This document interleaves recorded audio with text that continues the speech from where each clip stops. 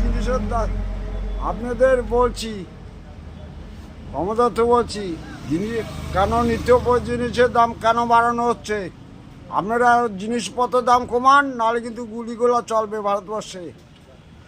আর আর যারা দুর্নীতি করে বেড়াচ্ছে একটা লোকও পার পাবে না, একমাত্র মমতা বন্দ্যোপাধ্যায় পার পেয়ে যাবে, এই বলে রাখলাম। আর প্রশাসন কিছু কিন্তু ছেড়ে দেবে না।